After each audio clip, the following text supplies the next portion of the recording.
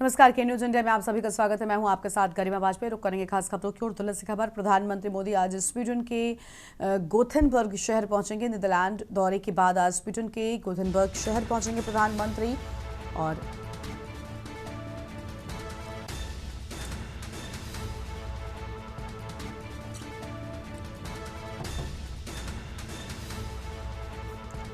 दोनों देशों के बीच टेक्नोलॉजी, आर्थिक संबंधों पर होगी वार्ता। बड़ी जानकारी आपको हम बता रहे हैं।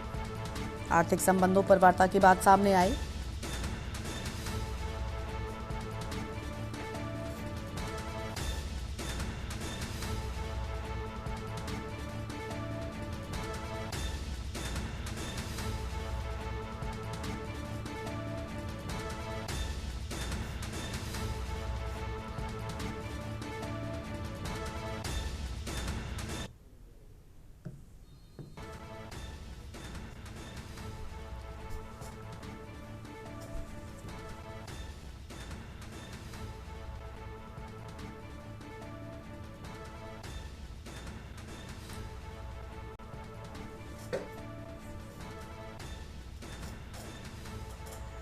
और इसी खबर पर बातचीत के लिए हमारे साथ हमारे विशेष संवाददाता अखिलेश जी जुड़ चुके हैं। अखिलेश जी, आज स्वीडन के गोथेनबर्ग शहर पहुंचेंगे प्रधानमंत्री, वार्ता भी होगी दोनों देशों के बीच, पूरी जानकारी क्या है?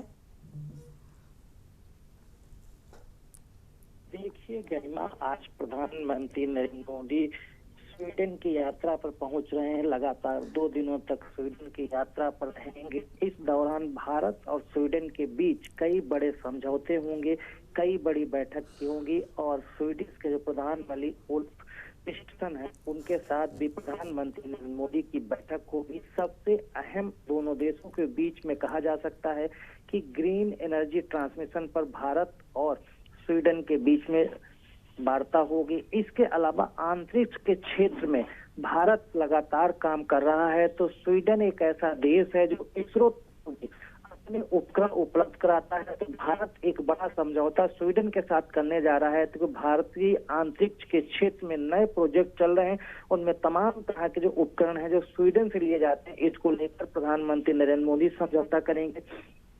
दूसरा, जो टेक्नोलॉजी के क्षेत्र में एक के बाद एक नए परिवर्तन स्वीडन में हो रहे हैं, तो भारत इंडिया के अंदर टेक्नोलॉजी को और मजबूत करने के लिए, टेक्नोलॉजी के साथ साथ इंडस्ट्री को बढ़ावा देने के लिए एमओयू साइन करेंगे। इसके अलावा सबसे बड़ा जो आजकल प्रोजेक्ट चल रहा है आर्टिफिशियल इंटेलिजेंस, तो भारत और स्वीडन के अंदर जो भी रिसर्च हो रही है, स्वीडन के अंदर आर्टिफिशियल इंटेलिजेंस के क्षेत्र में जो नए रिसर्च हो रहे हैं, उनको लेकर भारत और स्वीडन दोनों देश एक दूसरे के साथ अपनी ताकत टेक्नोलॉजी को शेयर करेंगे। बेहतर टेक्नोलॉजी और इंटेलिजेंस के क्षेत्र में काम करने के लिए, रक्षा के क्षेत्र में काम करने के लिए, सुरक्षा के क्षेत्र में काम करने के लिए, जलवायु परिवर्तन के क्षेत्र में काम करने के लिए, तमाम ऐसे मुद्दे हैं जिनको लेकर भारत और स्वीडन के बीच में संबंधों को मजबूत किया जाएगा, समझौते किए जाएंगे। सबसे बड़ा है कि भारत में निवेश हो, निर्यात बढ़े भारत को, इसको लेकर भी भारत की स्वीडन सरकार के साथ स्वीडन प्रधानमंत्री उल्फ क्रिस्टसन के साथ बातचीत होगी और कई समझौते होंगे, वार्ता होंगी और दोनों देशों की आर्थिक और अंतर्राष्ट्रीय स्तर पर जो रक्षा के क्षेत्र में, सुरक्षा के क्षेत्र में, वो दोनों देश एक दूसरे के साथ काम करें और टेक्नोलॉजी के जरिए एक दूसरे को सहयोग करें। इसको लेकर दोनों देशों के बीच में वार्ता और सहयोग के साथ भी कई समझौते होंगे। इसे कहा जा सकता है कि अंतरिक्ष से लेकर आर्टिफिशियल इंटेलिजेंस से लेकर टेक्नोलॉजी और रक्षा क्षेत्र से लेकर जलवायु परिवर्तन सुरक्षा तक भारत के लिए स्वीडन के साथ समझौते एक बड़ा मील के पत्थर साबित हो सकते हैं। बिल्कुल, बन रहेगा अखिलेश जी हमारे साथ, लौटेंगे हम आपके पास में। बड़ी जानकारी आपको हम बता रहे हैं, जहां पर स्वीडन पहुंचेंगे। गोथेनबर्ग शहर में पहुंचने की बात सामने आ रही है प्रधानमंत्री के। दिल्ली से बड़ी खबर आपको हम बता रहे हैं। दिल्ली से खबर, गृह मंत्री अमित शाह का छत्तीसगढ़ का आज दौरा है। 19 मई तक छत्तीसगढ़ के 3 दिवसीय दौरे पर रहेंगे। रायपुर बस्तर में नक्सल के खिलाफ अभियानों पर करेंगे बैठक। अमित शाह मध्य क्षेत्रीय परिषद की भी बैठक करेंगे। नक्सल विरोधी अभियानों, विकास कार्यक्रमों की समीक्षा करने की भी बात सामने आई और डायल 112 की 400 वाहनों को हरी झंडी दिखाकर भी रवाना करने की बात सामने आ रही है। बड़ी जानकारी आपको बता दें, गृह मंत्री अमित शाह के दौरे से जुड़ी है बड़ी खबर। अखिलेश जी हमारे साथ पर लगातार बने हुए। अखिलेश जी, अमित शाह का भी दौरा है और अलग अलग कार्यक्रमों में वो हिस्सा भी लेंगे, पूरी जानकारी क्या है? केंद्रीय गृह मंत्री अमित शाह 3 दिन के दौरे पर छत्तीसगढ़ जा रहे हैं। आज दौरा शाम शुरू होगा। अहमदाबाद से करीब 6 बजे छत्तीसगढ़ के रायपुर के लिए रवाना होंगे। 8 बजे छत्तीसगढ़ पहुंचेंगे और उसके बाद सीधे अपने रिजॉर्ट जाएंगे, जहां पर वो रात्रि विश्राम करेंगे। सुबह से केंद्रीय गृह मंत्री अमित शाह के कई कार्यक्रम लगे हैं। सबसे पहले सुबह में वो पुलिस ट्रेनिंग कॉलेज जाएंगे, जहां पर 400 गाड़ियों जो 112 पुलिस व्यवस्था को मजबूत करने के लिए दी गई हैं, उनको हरी झंडी दिखाना करेंगे। उसके बाद नक्सल प्रभावित जो इलाके हैं, जगदल है, रायपुर के जो इलाके हैं वहां पर, और बस्तर है, जहां पर कई कार्यक्रम रखे गए हैं नक्सलियों को सफाया करने, अमन चैन काम करने के, और नक्सल प्रभावित इलाकों में जो नक्सलियों के साथ लगे लोगों को उस धारा को छोड़कर आम जन की धारा में शामिल होने के लेकर तमाम तरह के कार्यक्रम चलाए जा रहे हैं। उन कार्यक्रमों में केंद्रीय गृह मंत्री अमित शाह शामिल होंगे। इसको लेकर बस्तर में और जगदल में कई कार्यक्रम रखे गए हैं। इसमें सुरक्षा व्यवस्था की समीक्षा बैठक करेंगे।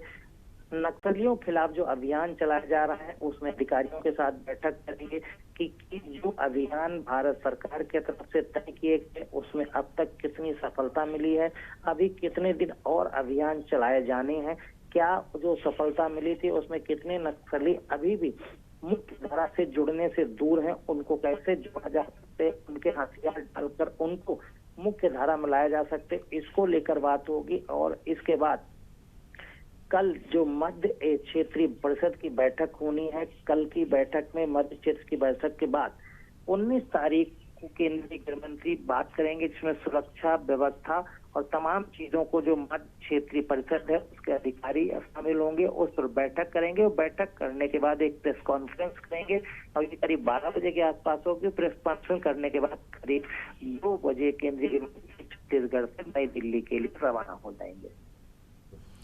बने रहिएगा हमारे साथ में, आगे भी आपसे अपडेट लेंगे। बड़ी जानकारी आपको हम बता रहे हैं। दिल्ली से खबर, गृह मंत्री अमित शाह के दौरे से जुड़ी ये बड़ी खबर।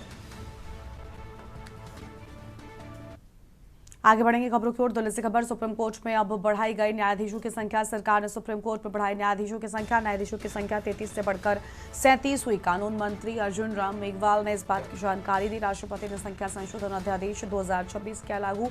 मुख्य न्यायाधीश को छोड़कर 33 से बढ़ाकर 37 की गई संख्या। सुप्रीम कोर्ट न्यायाधीशों का संख्या अधिनियम 1956 में संशोधन। बड़ी जानकारी आपको हम बता रहे हैं। अखिलेश जी हमारे साथ में लगातार बने हुए। अखिलेश जी, मुख्य न्यायाधीश को छोड़कर बाकी न्यायाधीशों की संख्या बढ़ाई गई है, 33 से बढ़ाकर इसे 37 किया गया है। पूरी जानकारी क्या है आपके पास?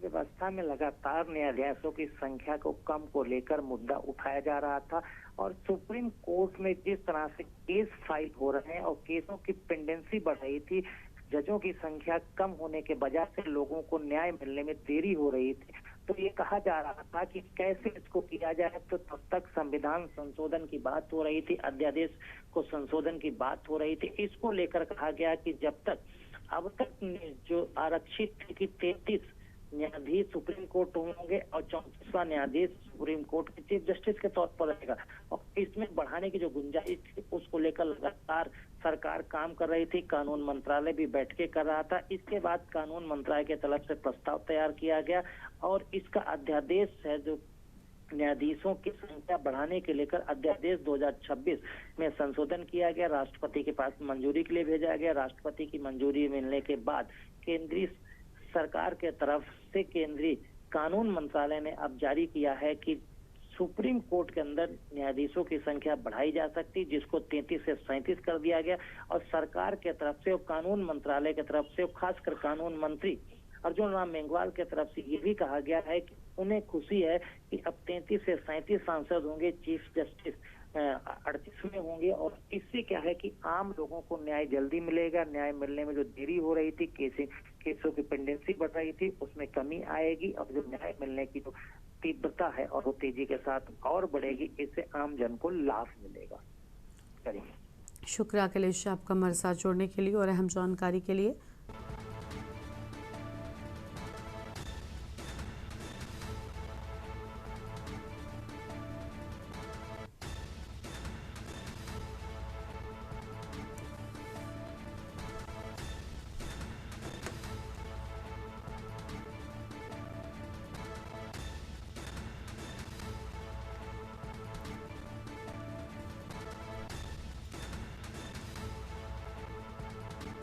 कानून मंत्री की ओर से जानकारी साझा की गई है। बड़ी खबर आपको बता दें, कानून मंत्री अर्जुन राम मेघवाल ने दी जानकारी।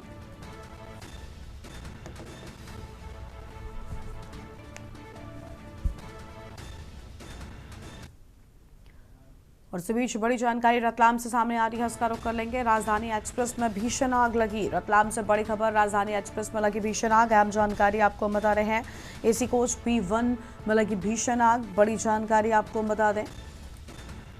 और त्रिवेंद्रम से नई दिल्ली जा रही थी ट्रेन। त्रिवेंद्रम से नई दिल्ली जा रही थी ट्रेन। अहम खबर आपको बता रहे हैं, राजधानी एक्सप्रेस के 2 एसी कोच में आग लगने की बात सामने आई है।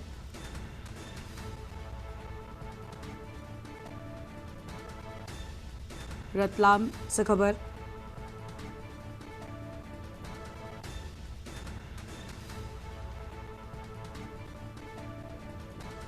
त्रिवेंद्रम से नई दिल्ली जा रही थी ट्रेन।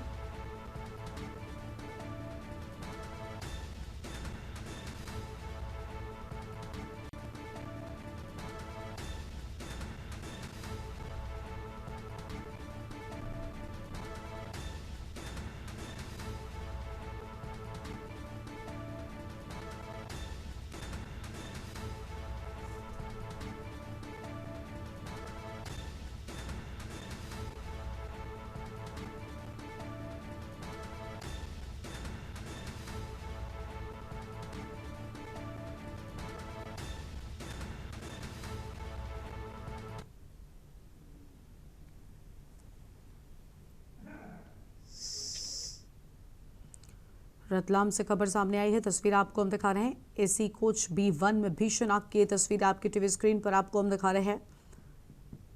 त्रिवेंद्रम से नई दिल्ली जा रही थी ये ट्रेन और 2 कोच में आग लगने की बात सामने आई। भीषण आग की तस्वीर आपकी टीवी स्क्रीन पर आपको हम दिखा रहे हैं।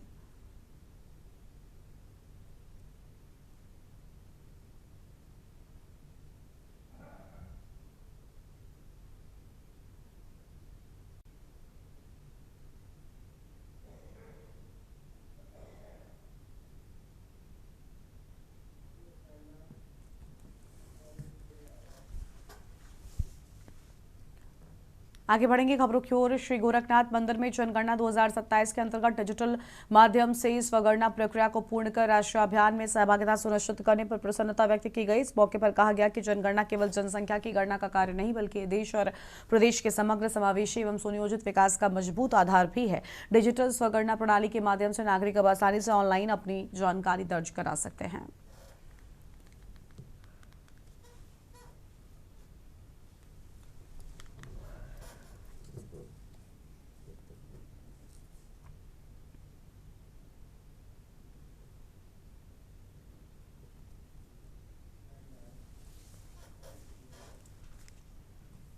अगली खबर का रुख करते हैं। अगली खबर आपको मुरादाबाद से हम बताते हैं, जहां पर जिले में अपराधियों और गोकशों के खिलाफ चलाए जा रहे अभियान के तहत कटघर थाना पुलिस को देर रात बड़ी सफलता हाथ लगी है। पुलिस और बदमाशों के बीच हुई मुठभेड़ में एक शातिर गोकश गोली लगने से घायल हो गया, जबकि उसका साथी अंधेरे का फायदा उठाकर फरार हो गया। जानकारी के अनुसार कटघर थाना क्षेत्र में पुलिस देर रात संदिग्ध वाहनों और व्यक्तियों की चेकिंग कर रही थी और इसी दौरान बाइक पर सवार 2 संदिग्ध युवक आते दिखाई दिए। पुलिस ने जब उन्हें रोकने का इशारा किया, दोनों बदमाशों ने भागने की कोशिश की और खुद को गिरता देख पुलिस टीम पर फायरिंग भी कर दी।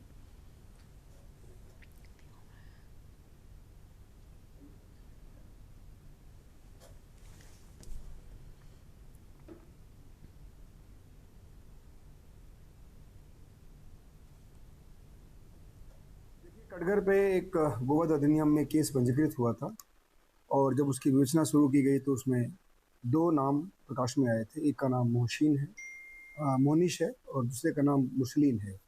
ये दोनों गांव सीरसखेड़ा थाना मुड़ा पांडे के रहने वाले थे। छानबीन से पता चला था कि इनके द्वारा ये घटना की गई थी। इनके बारे में हम इनको अरेस्ट करने के लिए हमारी टीमें लगी और कल रात में रफतपुर अंडरपास के आसपास हम लोगों के मूवमेंट की सूचना थी। वहाँ पर एक संदिग्ध बाइक पे 2 व्यक्ति आ रहे थे, इनको रोकने का प्रयास किया गया। ये रुके नहीं और इन लोगों ने पुलिस की टीम पर फायर किया। जवाबी कार्रवाई हुई। उसमें एक जो मुस्लिम था वो घायल हो गया, उसको तत्काल हम लोगों ने हॉस्पिटल शिफ्ट किया। खबर गाजीपुर से, जहां पर नंदगंज थाना क्षेत्र में पुलिस और 25,000 रुपए के नामी बदमाश मोनू यादव के बीच देर रात मुठभेड़ हो गई। पुलिस की जाबी फायरिंग में बदमाश घायल हो गया, जिसके बाद उसे गिरफ्तार कर लिया गया। जानकारी के अनुसार नंदगंज थाना क्षेत्र पुलिस हाईवे पर चेकिंग अभियान चला रही थी। इस दौरान मुखबिर से सूचना मिली कि वांछित बदमाश मोनू यादव लिंक मार्ग से के रास्ते भागने की फिराक में है। सूचना मिलते ही पुलिस ने इलाके की घेराबंदी कर दी। खुद को गिरा देख बदमाश ने पुलिस टीम पर फायरिंग शुरू कर दी। पुलिस ने आत्मरक्षार्थ जवाबी कार्रवाई की, जिसमें मोनू यादव के दाहिने पैर में गोली लग गई है। घायल होने के बाद वो मौके पर गिर पड़ा और पुलिस ने उससे दबोच लिया। तलाशी के दौरान उसके पास से 315 बोर का अवैध तमंचा, 1 जिंदा कारतूस और 1 खोखा बरामद किया गया है। सीओ बुड़कुड़ा शुभम वर्मा ने बताया कि मोनू यादव लंबे समय से फरार चल रहा था। चौकी इंचार्ज से था और एसओ नंदगंज साइडी कट पे मौजूद थे। इसी दौरान उनके पास एक मुखबिर से सूचना प्राप्त हुई कि मोनू यादव पुत्र मुलायम यादव थाना चंदवत जनपद जौनपुर, जो कि एक पुरस्कार घोषित अपराधी है और थाना नंदगंज में लूट के मुकदमे में वांछित भी है, वो रेवसा कट के पास मौजूद है। थाना नंदगंज और की पुलिस और चौकी इंचार्ज सरिता मौके पर पहुंचे और अभियुक्त की घेराबंदी की। इस बुलेटिन में इतना ही। देखते रहिए न्यूज़ इंडिया। नमस्कार।